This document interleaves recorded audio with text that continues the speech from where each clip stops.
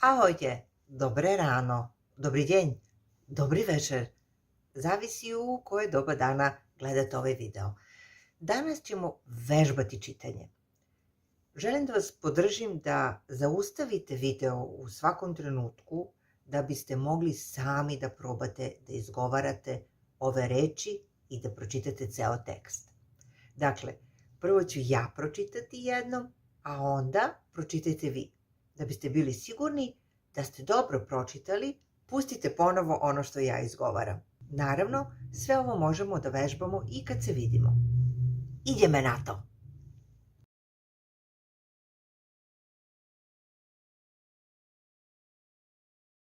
Moj dom. Dakle, evo, pogledajte, imate ovde ovaj diftong uo. Moj. Moj dom. Moj dom je maliji. Mam jednu izbu. V izbe je postelj, stôl a stolička. L i I u stolička se čitaju, znači DTNL plus E ili I se čita kao djećenjl. Stolička, stolička. Mam aj malu kuhinju. Ovo je H, nije H, nego H, kuhinja. Mam malu kuhinju. V kuhinji je mali stôl, a dve stolički. Mam aj kúpeľňu. Ovdje vidite ovo nj, kúpeľňu. Znači nj bez toga da ga umekšava suglasnik E ili I, postoji kao samostalan i čita se kao nj, kúpeľňu. V kúpeľni, znači n plus I, se čita kao nj. DTNL plus E ili I se čita kao djećenje L. V kúpeľni je vanja, umývadlo a WC. Môj dom je útulný a pekný.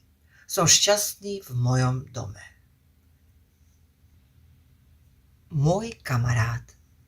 Môj kamarát je malý pes. Alebo môj kamarát je malý psík.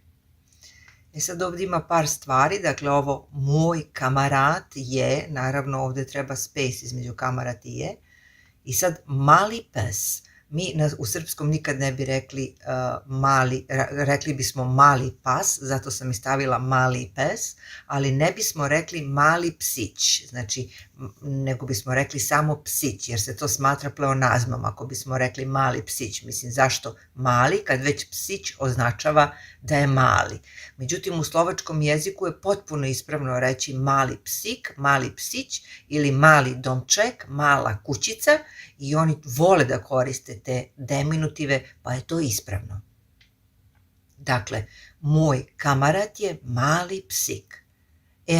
Jeho meno je Max. Jeho meno je Max. Max je veľmi hravý a milý. Milujem ho veľmi moc. Milujem ho veľmi moc. Ovdje znači milujem ho, nije milujem ho, nego milujem ho. Veľmi moc je češki izraz, ali se koristi i u slovačkom jeziku.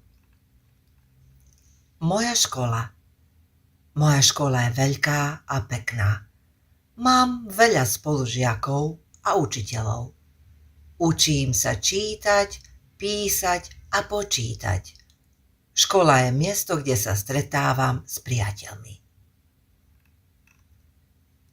Moja rodina. Moja rodina je malá. Dakle, vidimo ovdje rodina, DTNL plus E i I se čita kao djećenje L, rodina.